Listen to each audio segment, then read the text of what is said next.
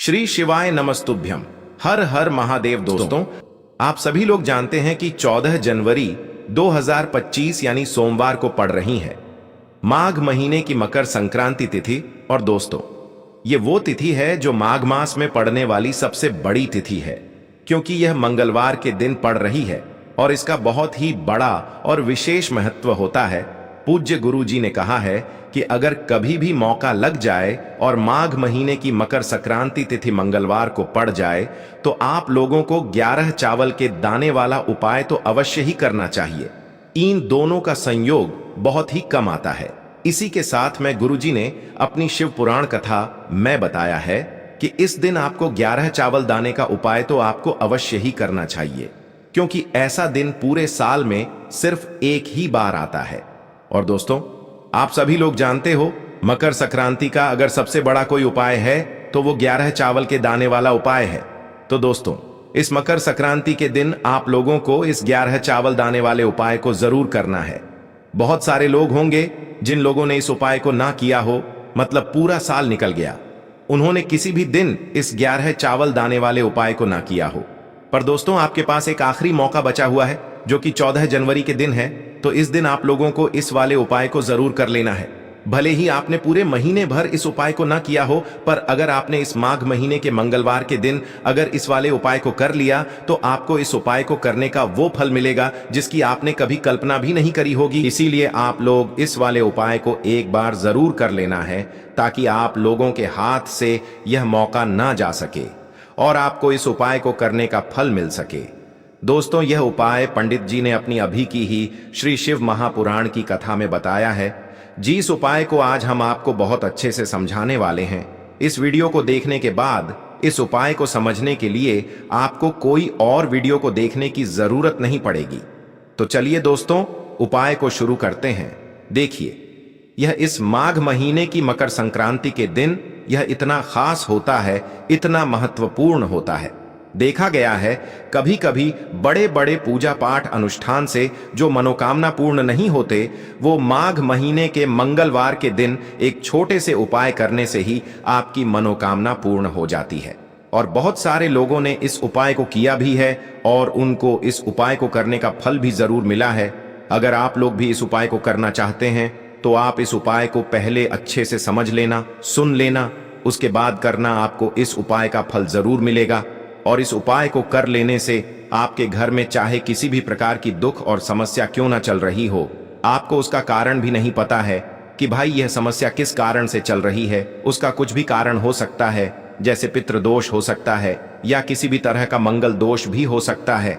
तो इस दिन आप लोगों को यह वाला उपाय कर लेना है। यह एक ऐसा उपाय है जिस उपाय को अगर किसी विशेष दिन पर किया जाए तो भाई उस विशेष दिन का जो है वह तो हमें मिलता ही मिलता है, पर हमने उस दिन पर इस उपाय को किया है तो हमें उससे भी बड़ा फल मिलता है, और फल बहुत जल्दी मिलता है, क्योंकि आप इस उपाय को बहुत ही बड़े और विशेष दिन पर कर रहे हो।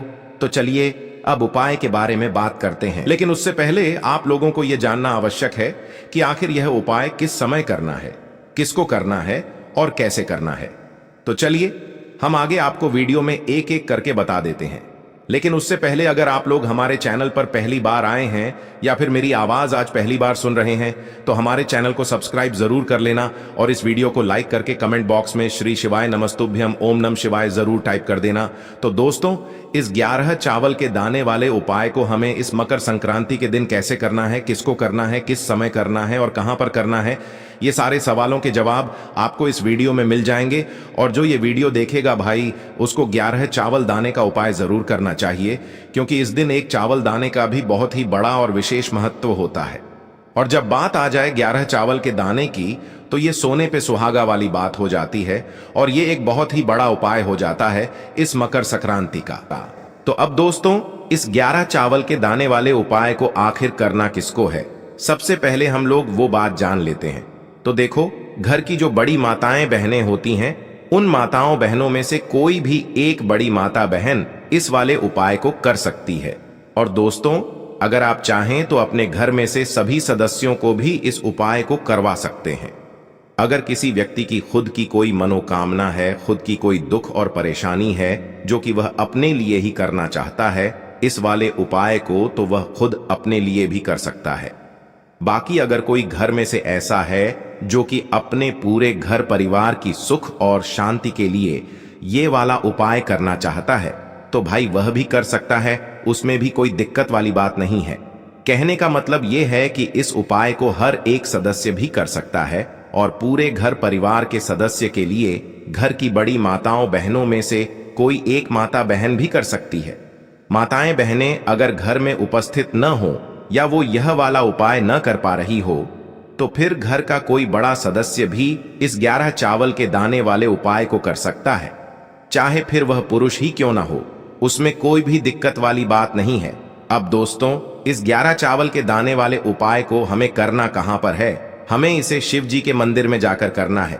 बहुत सारे लोग प्रश्न करते हैं हर एक उपाय को करते समय क्या हम इस उपाय को घर पर कर सकते हैं? तो इस वाले उपाय को आप घर पर नहीं कर सकते हो। इस वाले उपाय को करने के लिए आपको शिव जी के मंदिर ही जाना पड़ेगा। उसके बाद में दोस्तों जो अगला प्रश्न निकल कर आता है वो यह आता है इस उपाय को लेकर कि आखिर इस उपाय को हमें किस समय करना है, सुबह के समय करना है कि शाम के समय करना है? तो देखो, इस वाले उपाय को आप लोग सुबह के समय भी कर सकते हो और शाम के समय प्रदोष काल में भी कर सकते हो। अब अगर आप पूछो कि भाई सबसे उत्तम समय कौन सा रहेगा इस 11 चावल के दाने वाले उपाय को करने का, तो हम आपसे बस यही कहेंगे कि इस उपाय को आप सुबह के समय करेंगे तो ज्यादा बेहतर होगा। बाकी अगर प्रदोष काल शाम के समय भी करेंगे तो भी अच्छा होगा, उसमें कोई भी दिक्कत वाली बात नहीं है। तो अब दोस्तों जो अगली सबसे बड़ी और महत्वपूर्ण बात आती है वो यह आती है कि सुबह अगर हम उपाय को करेंगे तो हमें कितने बजे से लेकर कितने बजे तक के बीच में करना है, और शाम के समय प्रदोष काल में करेंगे तो हमें कितने बजे से लेकर कितने बजे के बीच में करना है। तो देखो, सुबह जितनी जल्दी हो सके आप उपाय को करने की कोशिश करना। बाकी अगर किसी कारणवश लेट भी हो जाओ, थोड़ी देर भी हो जाए, तो 10 या 11 बजे तक भी आप उपाय कर लेना, पर 12 बजे से ज्यादा देरी ना हो, ठीक है? इस बात का ध्यान रखना। उसके बाद में दोस्तों अगर शाम के समय प्रदोष काल की बात करें, प्रदोष काल का जो समय होता है वो शाम के 6 बजे से शुरू हो जाता है। मतलब शाम के 6 बजे से लेकर 7 बजे के बीच का जो समय होता है ये समय प्रदोष काल का समय होता है। पर अभी जो मौसम चल रहा है इस मौसम में जो है शाम बहुत देरी से होती है, तो आप इस उपाय को 7 या 8 बजे के बीच में भी कर सकते हो। मतलब शाम के 6 बजे से रात 8 बजे के बीच में आप कभी भी इस वाले उपाय को कर सकते हो, उसमें कोई भी दिक्कत वाली बात नहीं है। अब दोस्तों यहां पर इस उपाय को लेकर एक और सबसे बड़ी बात यह निकल कर आती है कि इस 11 चावल के दानों को हमें लेना कहां से होता है, और हमें इस उपाय को करने के साथ में क्या और कुछ भी सामग्री ऐसी होती है जो शिव जी के मंदिर लेकर जानी पड़ती है। तो देखो यहां पर हम आपको बता दें, सबसे पहले आप लोग ये जान लो कि यह जो 11 चावल के दाने वाला उपाय है, सिर्फ और सिर्फ आप उपाय की सामग्री लेकर कभी भी शिव जी के मंदिर मत जाना, क्योंकि हमें भगवान के सामने यह नहीं दर्शाना है कि अगर हम भगवान शिव जी के मंदिर आए हैं तो अपने फायदे के लिए आए हैं। तो इसलिए जो भी पूजन सामग्री है उपाय सामग्री है, 11 चावल के दाने, इसके साथ में आपको पूजन सामग्री भी जरूर लेकर जाना है। देखो, अगर सुबह के समय उपाय कर रहे हो तो सीधी सी बात है, 1 लोटा जल तो आप लेकर जाओगे ही जाओगे। वही 1 लोटा जल अगर मिट्टी का जल हो तो बहुत अच्छा रहेगा। मिट्टी का जल कैसे बनाया जाता है इसके लिए हमने पहले से बहुत सारी वीडियोस बना दी है। आपके पास इस दिन एक आखिरी मौका रहेगा मिट्टी का जल शिव जी पर चढ़ाने का और उपाय को करने का। बहुत बड़ा आपको इस दिन फल मिलेगा, तो इसलिए इस दिन हो सके तो भाई मिट्टी का जल चढ़ाना, तो अपने साथ में कम से कम 1 लोटा जल तो आपको लेकर जाना ही जाना है। अगर मिट्टी का जल नहीं है तो घर का जल भी आप इस्तेमाल कर सकते हो। इसके अलावा जो भी पूजन सामग्री है, देखो 11 चावल के दाने ये अलग आपके रहेंगे और जो आपकी पूजन सामग्री रहेगी वो अलग रहेगी। पूजन सामग्री में आप जो भी चीज लेकर जाना चाहे वो लेकर जा सकते हैं, उसमें कोई भी दिक्कत वाली बात नहीं है। वहीं अगर हम बात करें शाम के समय की, तो शाम के समय शिव जी पर जल नहीं चढ़ता है, इसीलिए शाम के समय आप लोग एक दीपक तैयार कर लें जो कि गोल बत्ती का आटे का शुद्ध देसी गाय का घी का होगा, है ना? इस बात का आप लोगों को ध्यान रखना है, और इस दीपक को आपको घर से जलाकर नहीं लेकर जाना है, भगवान शिव जी के मंदिर में जाकर ही जलाना है।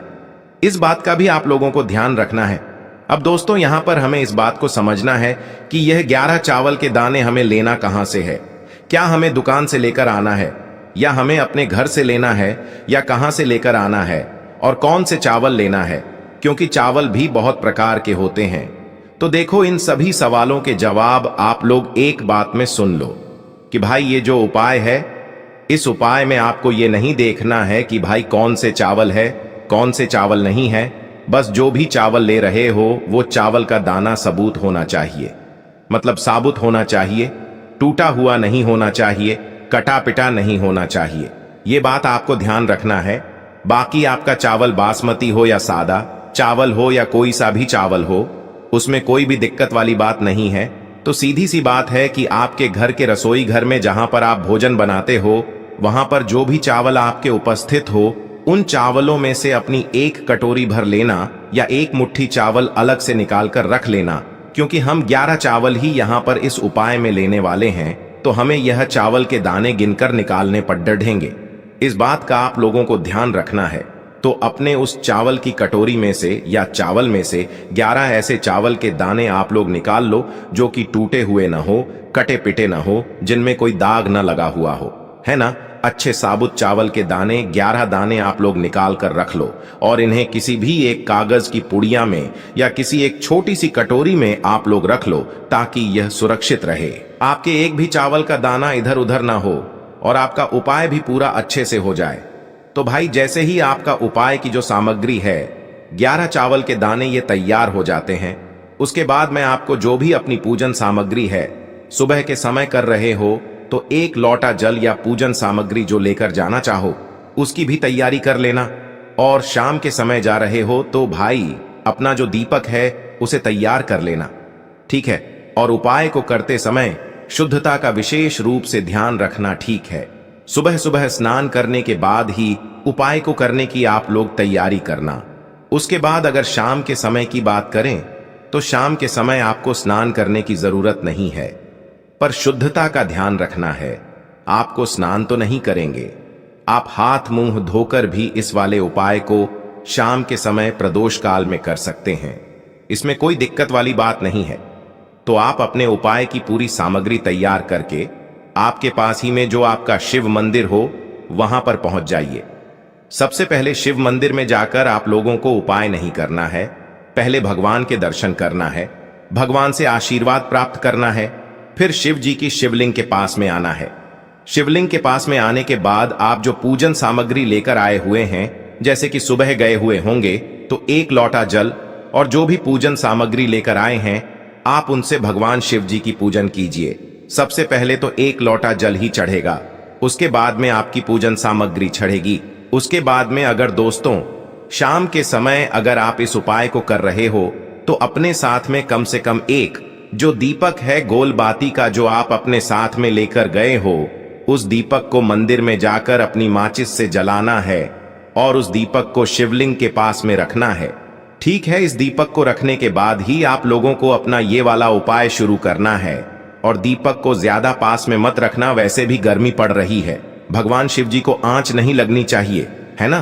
तो भाई जैसे ही आपकी पूजा अर्चना हो जाती है, आप भगवान शिव जी को प्रसन्न कर लेते हैं। उसके बाद में शिवलिंग के पास ही में आप कहीं पर बैठ जाइए, सामने या आसपास जिस जगह पर आपको बैठना हो वहां पर बैठ जाइए और अपने वह 11 चावल के दाने अपने सामने निकाल कर रख लीजिए, क्योंकि अब यहाँ पर उपाय को यहाँ पर करने की आपको तैयारी करना है। और इस तरीके से जब आप उपाय करेंगे, पूजन सामग्री करने के बाद, पूजन अर्चना करने के बाद, तो आपको उपाय का फल बहुत जल्दी और बहुत बढ़ा होकर मिलेगा। तो अपने 11 चावल के दाने अपने सामने निकाल कर रख लेना। और यह जो उपाय है यह आपकी सीधे हाथ की हथेली से होगा, इसलिए इस बात का भी विशेष रूप से ध्यान रखना है। तो सीधे हाथ की हथेली का प्रयोग करके ही आप लोग अपना इस वाले उपाय को करना। अपने सामने जो भी आपकी कागज की पुड्डियां है उसको खोल कर रख लो, या कटोरी है तो भाई उसे अपने सामने रख लो और अपने वह 11 चावल के दाने निकाल लो, ठीक है। उसके बाद में दोस्तों अब आपको क्या करना है कि शिवलिंग आपके सामने होगी, तो आपने वह 11 चावल के दाने एक एक करके आपको शिव जी के शिवलिंग के ऊपर चढ़ाना है। कहां पर चढ़ाना है? शिवलिंग के ऊपर चढ़ाना है और कहीं पर भी नहीं चढ़ाना है। आपको अपने हथेली से तो शिवलिंग के ऊपर चढ़ना है, भले ही फिर वो अपने आप जलाधारी पर गिर जाए या मतलब वहीं पर गिर जाए, उसमें कोई दिक्कत वाली बात नहीं है, पर आप चढ़ाओ शिवलिंग के ऊपर ही। तो आपको क्या करना है, अपना पहला चावल का दाना उठाना है, श्री शिवाय नमस्तुभ्यम बोलना है और शिवलिंग पर चढ़ा देना है। इसी तरीके से दूसरा चावल का दाना उठा है, शिवलिंग पर चढ़ाना है और मंत्र बोल देना है। और फिर तीसरा चावल का दाना उठाना है, श्री शिवाय नमस्तुभ्यम बोलना है और चढ़ा देना है। इसी प्रकार से आपको पूरे 11 चावल के दाने एक एक करके शिव जी के शिवलिंग के ऊपर चढ़ाना है और भगवान से प्रार्थना करते जाना है। मतलब प्रार्थना तो आपको आखिरी में करना है, पर हर एक चावल के दाने को चढ़ाते समय श्री शिवाय नमस्तुभ्यम जरूर बोलना है। उसके बाद ही में यह चावल का दाना शिवलिंग के ऊपर आपको चढ़ाना है। जैसे ही आपके 11 चावल के दाने शिवलिंग के ऊपर चढ़ जाते हैं, तो भाई उसके बाद में आपको क्या करना है, भगवान से अपनी मनोकामना बोलना है। मनोकामना भी कब बोलना है, जब आपका 11 चावल का दाना आपके सीधे हाथ की हथेली में हो और आप उसे चढ़ाने के लिए जा रहे हो। श्री शिवाय नमस्तुभ्यम बोलकर उस आखिरी चावल के दाने को शिवलिंग के ऊपर चढ़ा देना और भगवान से फिर अपनी वह मनोकामना बोल देना, जिस मनोकामना के लिए आप लोग अपना यह वाला उपाय कर रहे हो। जिस भी दुख और परेशानी के लिए आप लोग अपना यह वाला उपाय कर रहे हो, उसके बाद में जैसे ही आप अपनी मनोकामना बोल देते हो, आपका यह वाला उपाय पूरा हो जाता है। पर दोस्तों, उपाय को करने के बाद आप लोगों को 2 मिनट भगवान शिव जी के मंत्र का जाप जरूर करना है। और मंत्र का जाप करने के बाद भगवान से एक और बार प्रार्थना करना है अपनी मनोकामना के लिए या अपनी जो भी दुख और परेशानी है उसके लिए। इसके बाद में आप लोग भगवान को देखकर, भगवान से प्रार्थना करके, उनसे आशीर्वाद लेकर वहां से उठ सकते हैं और अपने घर पर जा सकते हैं। बस दोस्तों, यहां पर यह वाला उपाय पूरा हो जाता है। इस तरीके से जो भी व्यक्ति छोटी छोटी चीजों का ध्यान रखते हुए इस 11 चावल के दाने वाले उपाय को करेगा, निश्चित सी बात है उसे उसकी मनोकामना जल्द ही पूर्ण होगी और जो भी दुख और परेशानी है वो भी बहुत ही जल्दी दूर होंगे। और दोस्तों, अगर आपको हमारी ये वीडियो पसंद आई हो तो हमारे इस वीडियो को लाइक और चैनल को सब्सक्राइब जरूर करें। हर हर महादेव, ओम नमः शिवाय।